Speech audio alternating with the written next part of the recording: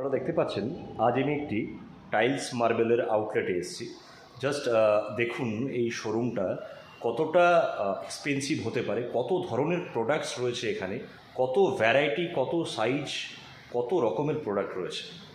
দেখুন, অনেকেই টাকা তো ইনভেস্ট করে ফেলে, বড় বড় শোরুম বানিয়ে ফেলে। হয়তো তার কাছে কোনো জমানো টাকা ছিল যার উপরে বেস করে সে ডিসিশন নিয়ে এরকম ধরনের কোনো শোরুম সে তৈরি করে।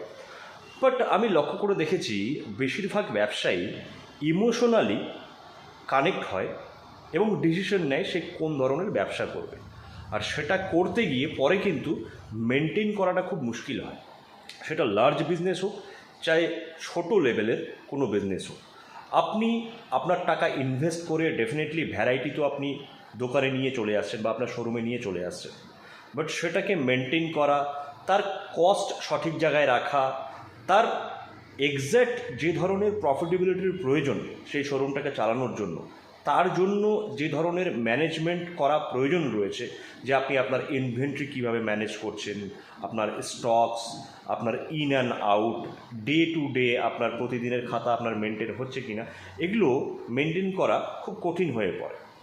একটা সময় দেখা যায় সম্পূর্ণভাবে স্টাফের উপরে নির্ভরশীল হয়ে পড়ে।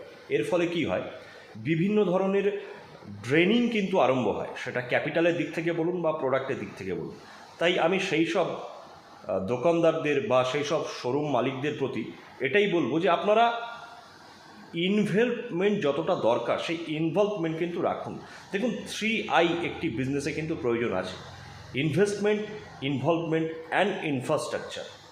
এগুলো সঠিকভাবে যদি মেনটেন না হয় তাহলে একটি শোরুমকে বহুদিন পর্যন্ত টিকিয়ে রাখা কিন্তু খুব মুশকিল হবে।